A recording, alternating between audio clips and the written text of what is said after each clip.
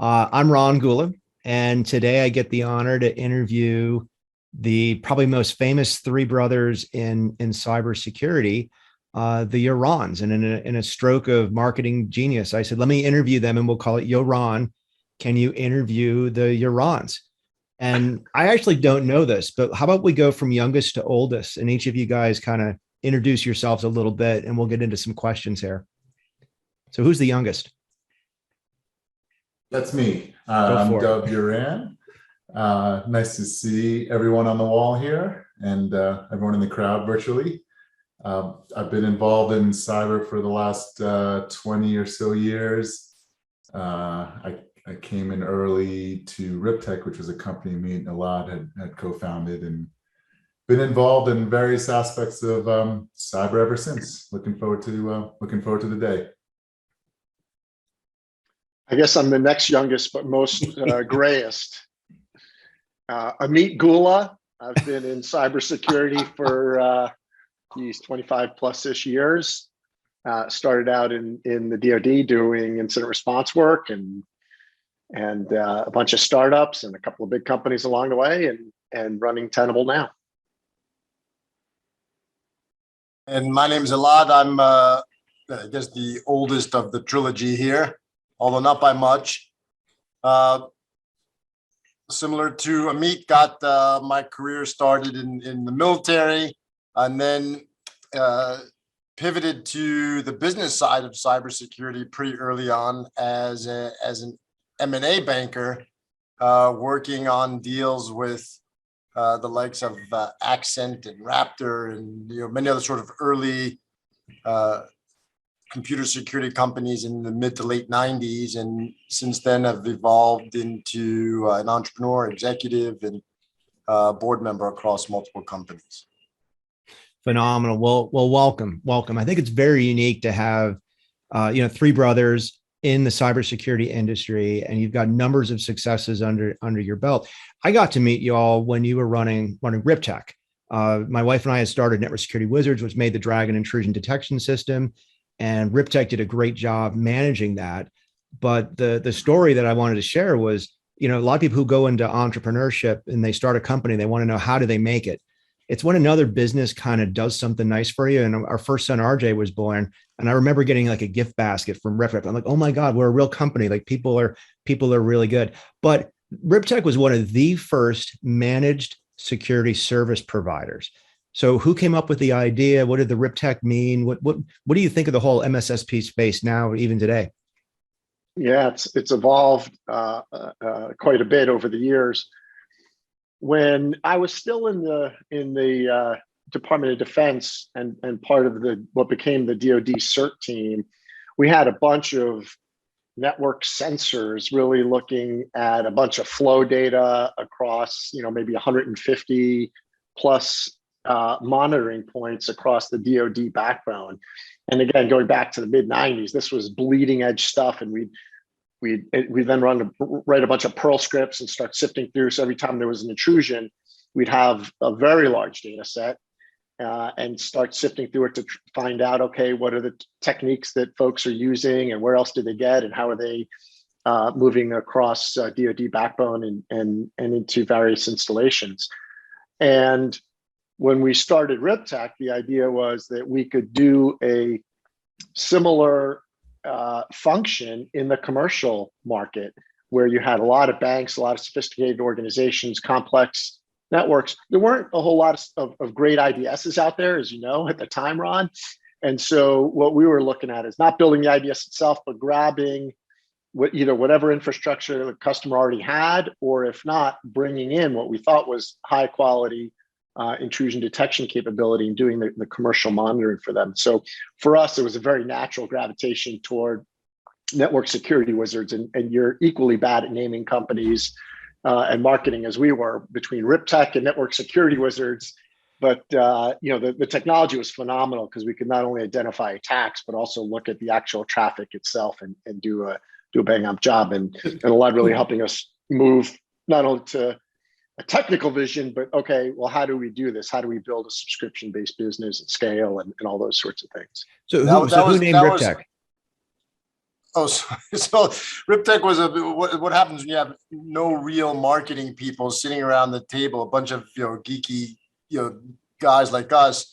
It was, believe it or not, an acronym that stood for Real-Time Information Protection Technologies, and that was a mouthful. So we decided to abbreviate it, and didn't pay attention to that. RIP also stood for Rest in Peace. But by the time someone pointed that out to us, it was a little bit too late to change the name. So there you go. The one thing I would add to sort of Amit's earlier point was another really important innovation, I think, at the time was the business model.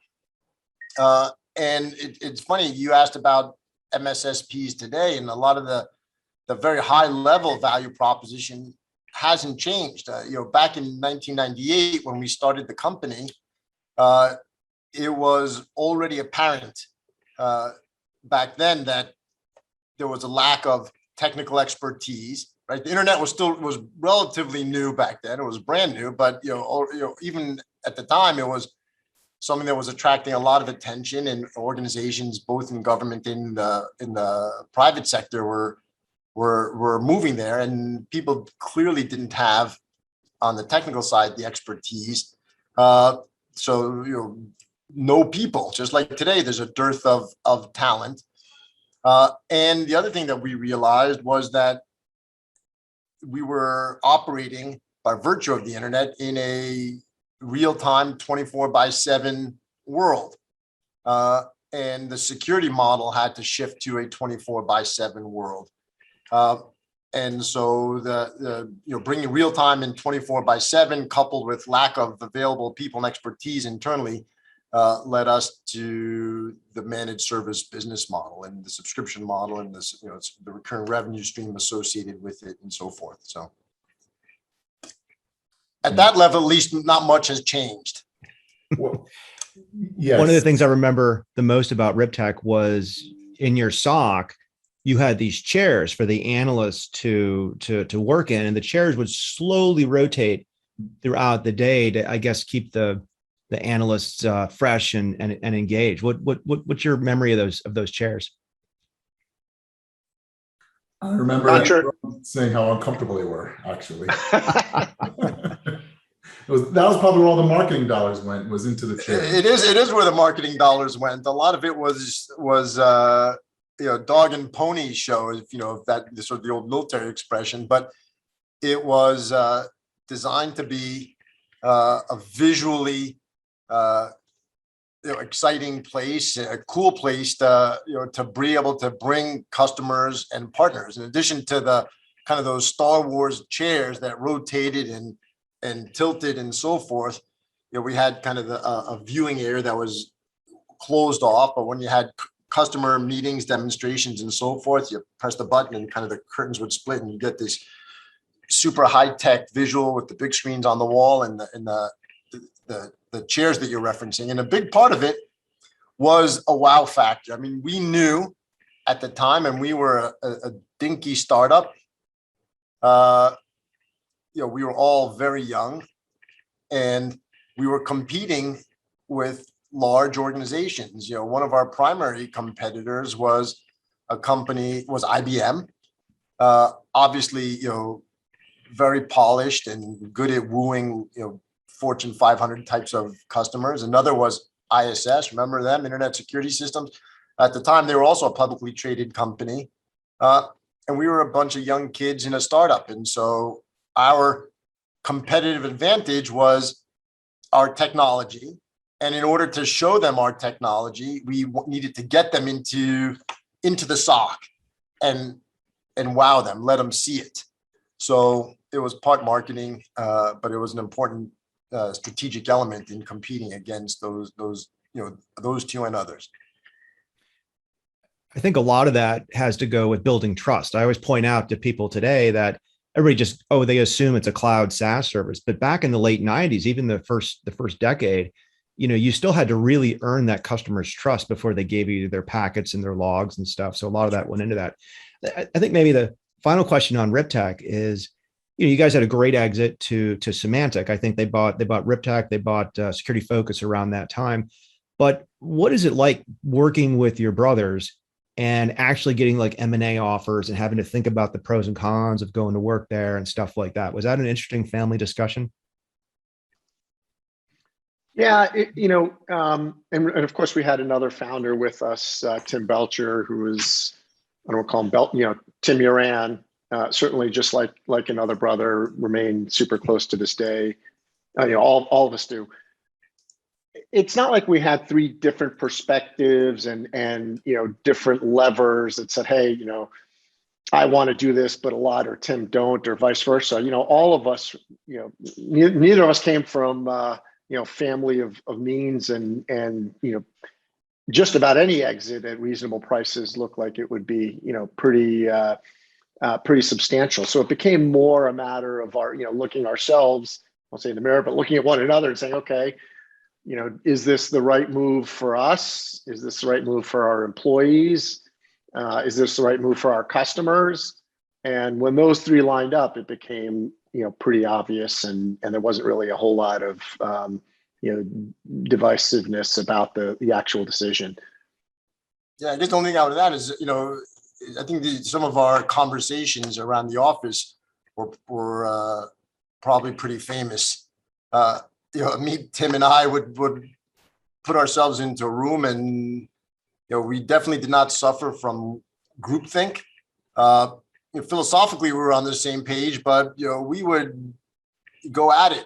When we had differences of opinion in terms of direction of the company across a variety of different fronts. I mean, it was a true partnership, and we could, sometimes it would get to the point where, where voices would rise, and they would hear some banging and who knows what else going on, behind the closed door. We'd come out of there though, however, in lockstep, unified, and they wouldn't know. It was just wanted to make sure that all three of us came out, not bruised and walking. But it was fun. It was a great process. Working with your family is, as you listen, Ron, as well as we do, right? This, it's hard to leave the business. It's hard to leave work at work. It's with you all the time. I think that's true, by the way, with any startup in general. But when you're working as closely as Amit, Dove, and I were for many years, just it permeates every aspect of your life.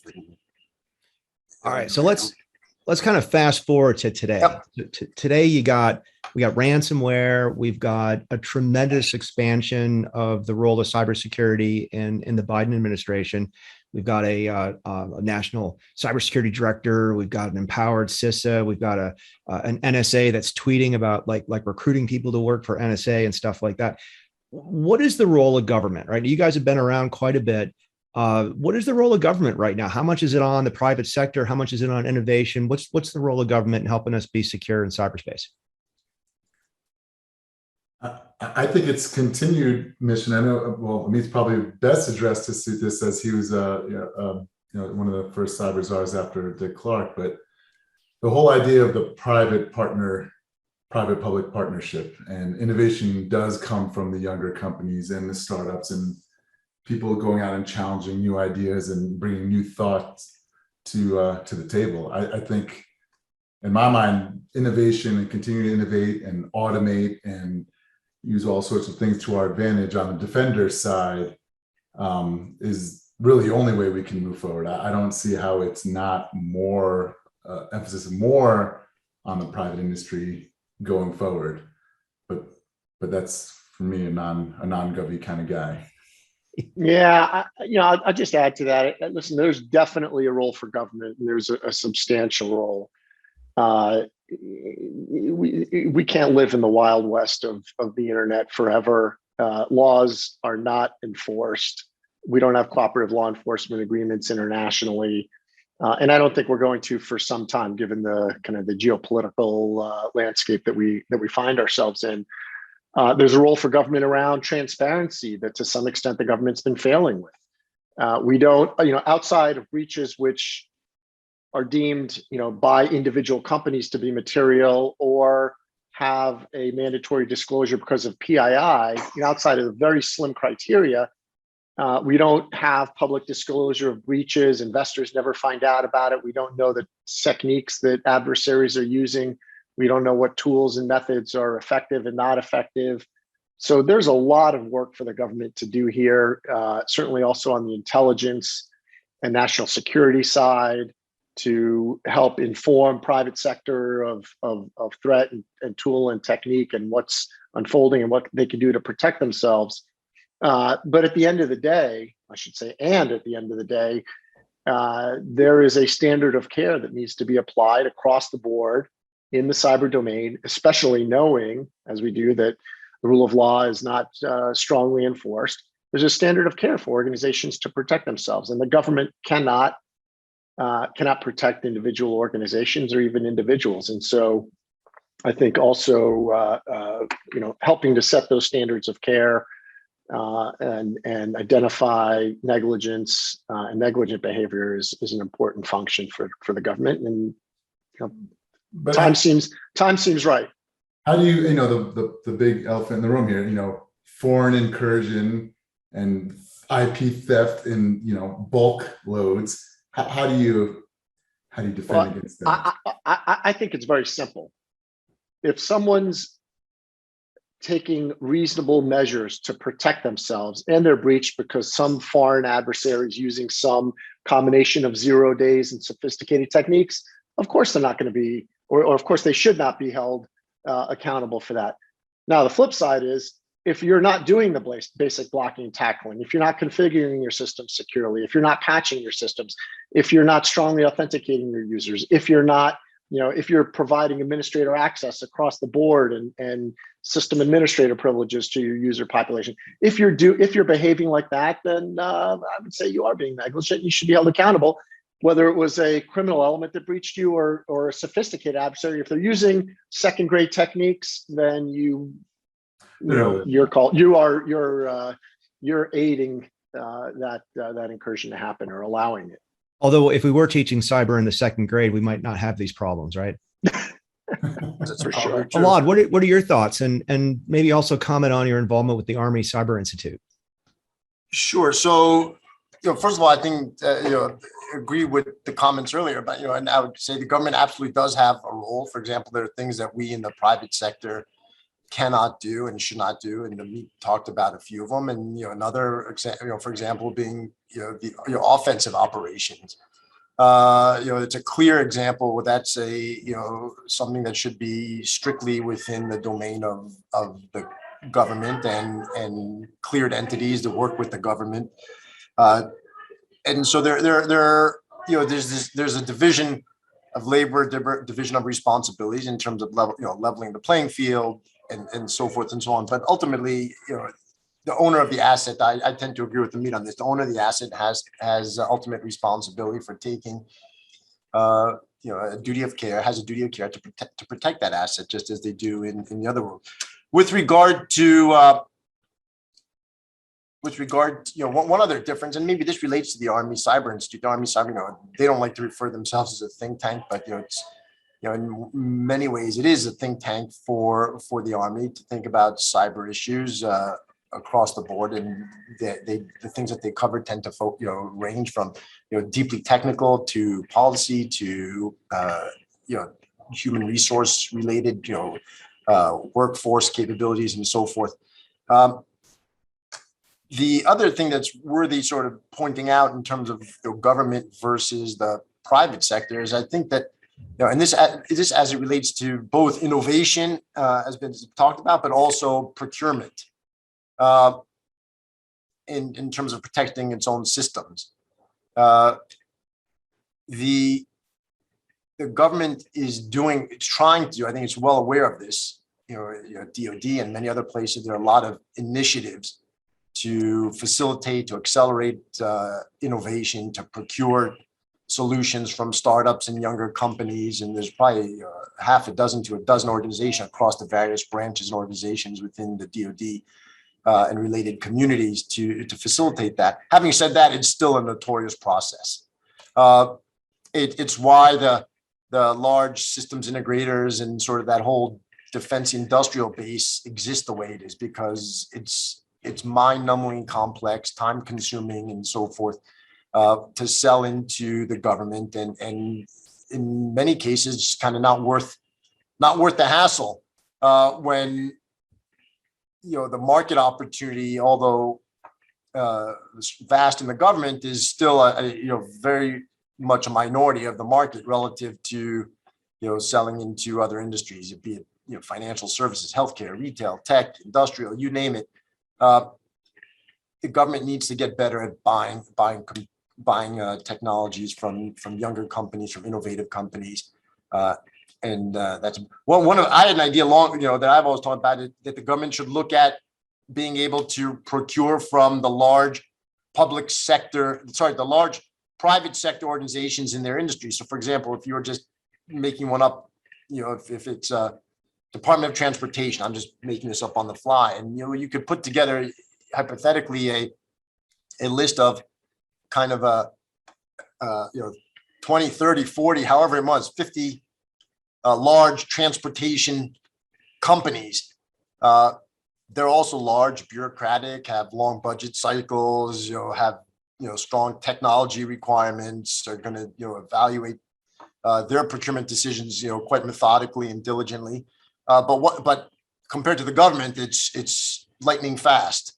And so if a large organization in that particular industry or sector has made a particular procurement decision, or a subset of them have, then it should be much easier to say, okay, that's the best practice, or and the government CIO or CISO should be able to say, okay, I'm picking out of that pile of available choices that's already been vetted by companies in the industry.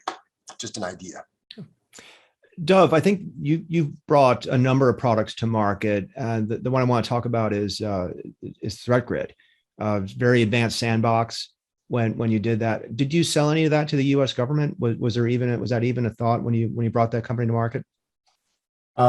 It was a thought, and we, similar to the experience that Alad and Amit highlighted, or at least Alad didn't right now, we did go down the path, and US CERT and others that could test it and play with it, but never procured. And more so, we worked with and briefed, a number of the DIBs, many of the DIBs. And it was a very interesting, experience walking through that and explaining technology, what we're doing, and especially, wind back the clock 10 years ago, where they were all building similar types of solutions. But I would say it wasn't very productive compared to the success we were having in the commercial side. So we really focused. Yeah, it's interesting because the government's come a long way, right? We got AFWorks now, DIUX. I mean, In-Q-Tel's been around, really good operator, actually investing in startups, helping vet the various research labs and so forth and so on. Yeah. And you even have people like Cyber Command, right? Cyber Command came out and said, here's a list of 20 problems we have, right? If you can solve any of this, like, contact here. So that's like a huge thing. But in practice, most startups are not, seeking government work, because it's just so much easier to do business in the private sector. So maybe a comment on that, and then maybe what do you guys think about the initiative for zero trust? Are you the last executive order came out of the White House in cyber, said thou shalt be deploy zero trust technologies across the government. What's your feeling on that? Is that a buzzword, or should we have been doing access control lists and authentication with people all along? I'll start off with the zero trust one, because I think it's, I would say fairly easy. Look, I think it's a terrific initiative, 100% supportive. We certainly should have been doing it all along. The one thing I would emphasize is that zero trust is not a product. It's not like you look at a list and say, oh, here's a zero trust product. I deploy this product and I'm done. Zero trust is an approach, a philosophy, a mindset that is going to involve a whole lot of different products, a whole lot of different capabilities. It includes making sure your user base, your directory services are well protected, the systems that you're operating are clean, the restrictive permissions of those users, the strong authentication of those users, the connectivity between applications and users, and applications and systems, and applications and other applications.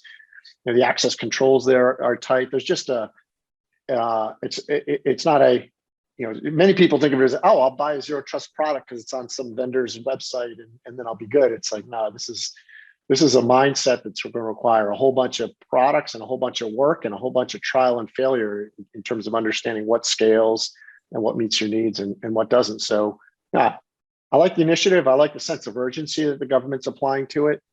And time will tell how well it's being implemented. Alad, what are your thoughts on zero trust? I agree. I was going to use the word philosophy, or say it's a framework that includes a lot of things. Technology, obviously an important component, but just a component. The other thing is, there's the cliche about security being a journey, not a destination. It applies to zero trust as well. So, sure, let's do it. I think we've been doing a lot of it to begin with, but now it's kind of been bundled and branded, and hopefully we'll get a lot more attention. I think that's a good thing overall. And Dove, you actually sold ThreatGrid to Cisco, so you actually worked at a vendor that produces, zero trust technologies and NACs and whatnot. What's your thought on is it a buzzword? It has conflated to a buzzword, sure. But again, it's a lot of different. I still think security is a multi-layered approach with defensive depth theories that aren't too antiquated, but it's a refresher on that, where you're just bringing security down to the most basic fundamental level of who's accessing what from where, and layering that in across all of your assets and all of your data components. So security is the same thing over and over again. I love it because it's constantly changing, but there's also a lot of repeat themes through the years, and I think this is one of them. So we're talking about some of the government initiatives right now, and there's a question from Veronica about should companies certify that their software is secure? But there's actually a number of interesting things going on right now. There's Chris Inglis is going to stand up. Well, I don't know if he's going to stand it up, but the White House is going to stand up a Bureau of Statistics, right? We don't even have great ways to count software. We've got new standards like SBOM, which can tell, what's in this microphone right here. Is there software that came from out there? But what's your general feeling on, can the government regulate, or could possibly industry regulate, some sort of disclosure that said my SaaS apps were secure, my software was secure, I guarantee this that the supplies came around? Do you think we're ever going to get to that? No, I think it'll be idealistic, and even how the government had their own different departments and agencies had their own criteria for security, and they were all D's and F's and C minuses was, I think, the best one, which was HHS or one of them, throughout the years.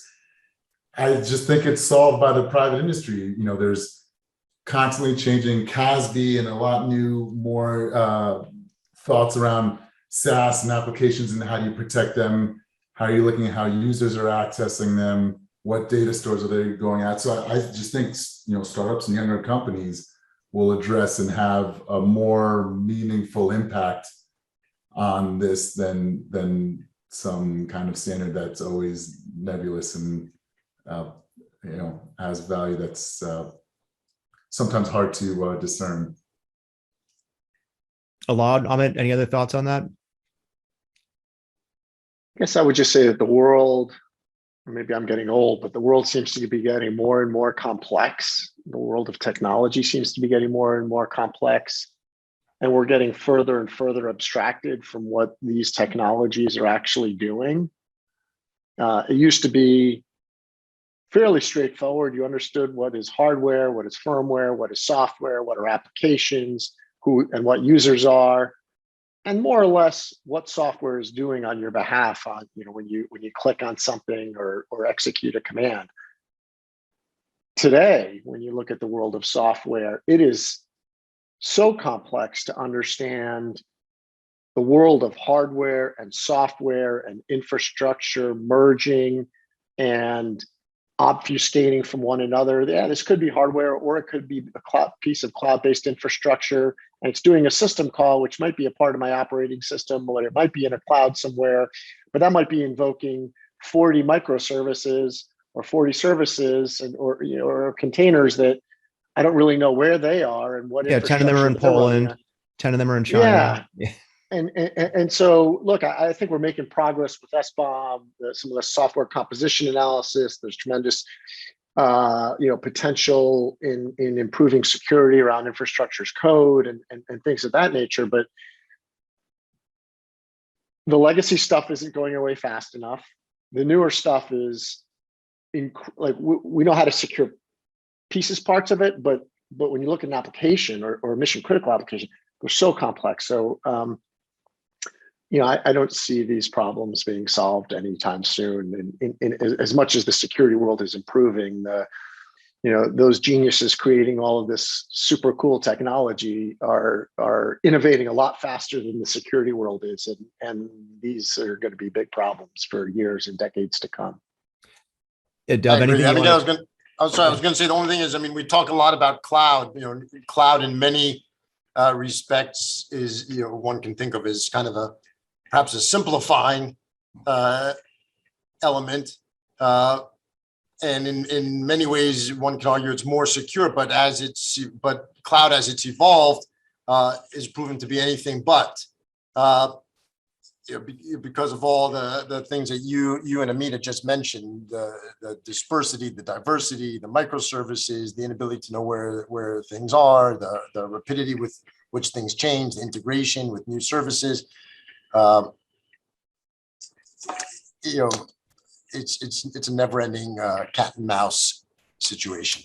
Which is why standards are tough to achieve, although there's value to having them. But there's tons of young companies looking at SDLC and CI/CD pipeline growth and better posture management in cloud. I mean, every single subsegment of different cloud and application developments. They're not all being addressed, but boy, there's a lot of really smart people all over the world starting and creating new tools to help protect these things. So that it's an innovation. Yeah, the standards are good. I know a lot of people are opposed to them because a lot of folks say, oh, you're snapshotting a point in time and you're and everyone's going to gravitate toward that least common denominator. I think FedRAMP's a great example. Is it perfect? No. It's sloppy, it's expensive, it's painful. We just finished a FedRAMP certification, and you have to be very careful about what you're scoping in and scoping out. But I can say, look, even with a mature security program, going through the process was extremely, I won't say painful. It was extremely, thought-provoking and healthy for us to do.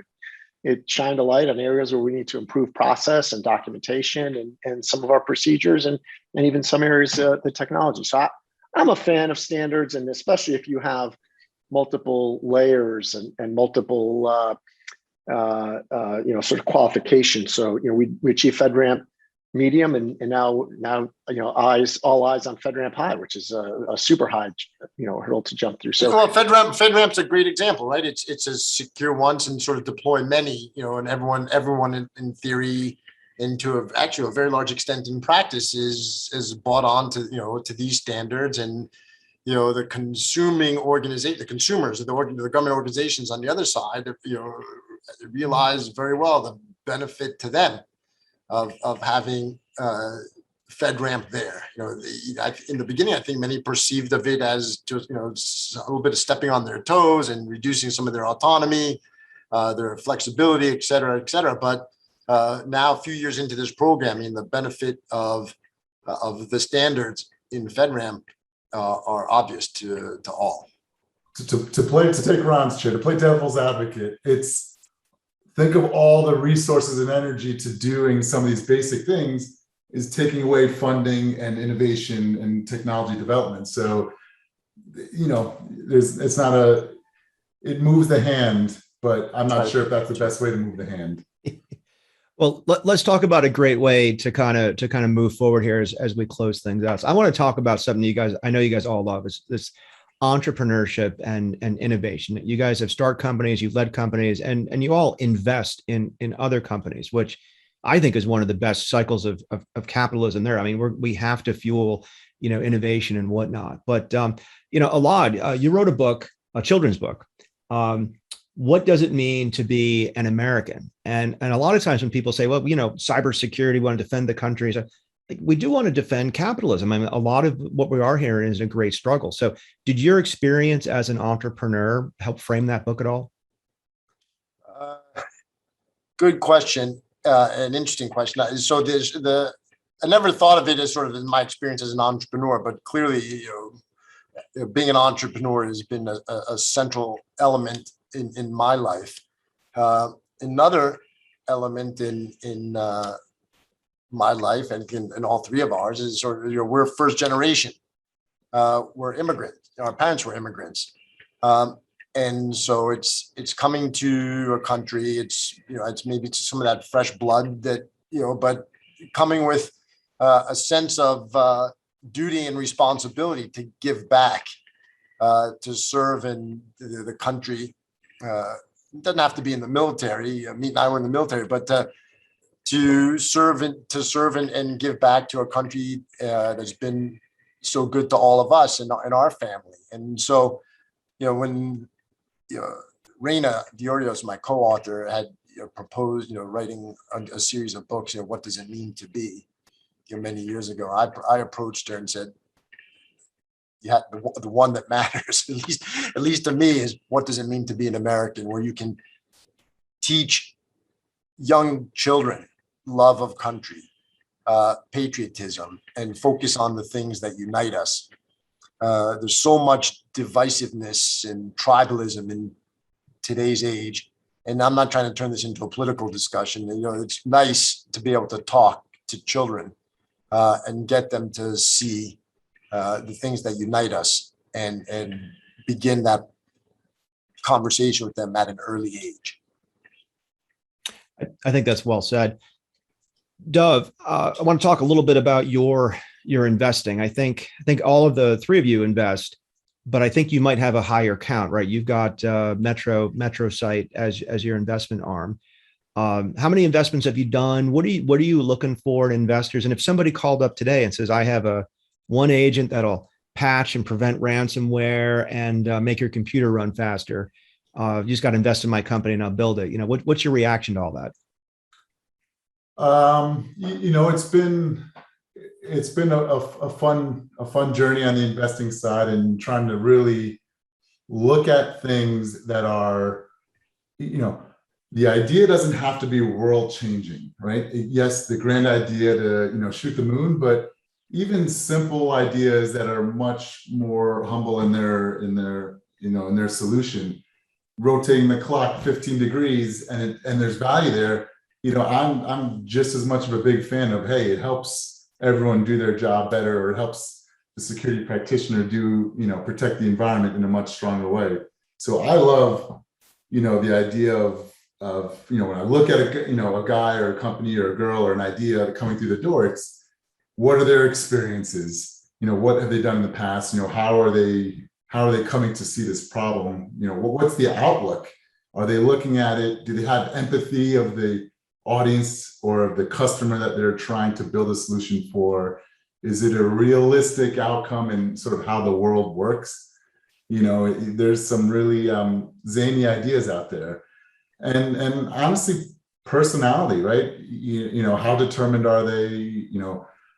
Are they charismatic? Are they working hard? All those kinds of things come into the play. So, I like to look at earlier stage things, not necessarily two guys in a PowerPoint, but something that at least has some of the ideas and some workable components. But we try to do it in a very informal way and work with a lot of VCs or without VCs and sort of help introduce the VCs if needed.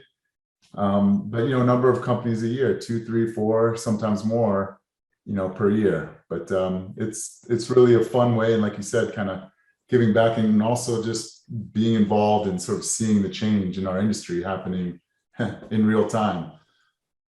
Awesome. If folks have questions, we can fit them in before we get to the top of the hour here. But Amit, it begins with T. Who are you CEO for again? New Tech Adventures. My next gig, Tenable, of course. Yeah, and it's been great, doing an awesome job there. What I even when before I left, I would hear big companies can't innovate, and there's always a bigger company, but I mean, we had a couple hundred people. We're like, oh, we're getting too big to innovate. So how do you feel about that? Can big companies innovate? Let's see. We talked about work. We talked about politics. We talked. It's time to talk religion. You know why? There you go. You know why God created the world in heaven and earth and everything in 7 days? Because he didn't have a legacy customer base to worry about. Listen, it is definitely harder to innovate in a large company. We've got 35,000 customers around the world in so many different languages and operating on different platforms. And they're not shy about features and functionality they'd like to see. And we love that because it keeps us sharp. It keeps us on our game, delivering the best capability we can deliver. For Tenable, and I think for large companies, it is possible to innovate, but it is important to realize where you're going to innovate successfully. So when we looked at Tenable over the years, we said, okay, we have tremendous expertise, probably the world's greatest expertise when it comes to understanding vulnerabilities and the characteristics of vulnerabilities and what makes a vulnerability not just a high CVSS score, but what makes it exploitable. Whether there's exploit code written in the wild or available, being leveraged by threat actors, that's one thing. But we can tell you with a high degree of precision, we can take thousands of vulnerabilities and say, look, these are the two that you really have to worry about, because not only of its criticality, but they are also exploitable. And so we're doing a lot of really cool innovation to make our core products and capabilities more valuable to our customers. It's also important to understand where you're not going to innovate or where you can acquire innovation or should partner for innovation versus trying to build it organically. And engineers love saying, well, give me 6 guys in 6 months and 2 parakeets and I can build it. But that's just not the reality. So for us, we made a couple of great acquisitions around things like securing Active Directory. It's a critical part of understanding risk. We can do it through acquisition. It fits right along with our core business. We've recently made an acquisition around assessing infrastructure as code and cloud-based infrastructure. And so we went to the guys that produce the gold standard, the open source standard for that in TerraScan, and picked up Accurix not too long ago. So for us, it's about staying focused, understanding where we're going to add great innovation, and then acquiring innovation from some of these really dynamic startups and being able to feed it into our go-to-market engine and our customer base to create leverage. So that's awesome. I came prepared with lots of questions, and I missed some Q&A from the audience. So we're going to go short answers. We're going to answer some of these rapid fire. Only one person answers. We'll move on to the next question. Should government executive orders be more prescriptive and goal-based? Goal-based. Good.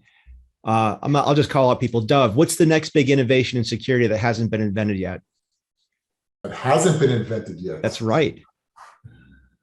Well, I don't know if it hasn't been invented yet. How do I know? I would say investigation and incident response work. We need more of that. A lot. Any thoughts on cloud security? Like, what do people overlook in the cloud? Each of these is like a half-hour long discussion, but we're doing it. Sure. I think it's the data governance and residency issues are still problematic. That's a big issue. All right. I know you can all answer this one, but I'll give the last one to Amit. Are we going to have crappy software forever? Yes. We are going to have. Dove got it in one word. We're gonna have it. The important thing is recognizing and creating the compensating controls around and components are going to fail. How do you create a secure environment, even knowing that? And I missed one. They're coming in. They're coming in, which is good. So can we go another couple of minutes, Checo, or should we wrap up? I'll give you one more question. All right. So let's the one from Armando was really good here. So will adversaries, Russia and China, ever face consequences for their cyber intrusions? No, because Not there's a law. There's this, like I mentioned earlier, there's no universal law. There's no sort of, having the UN or some other multi-nation organization trying to enforce it or pull this together. It doesn't seem realistic to me.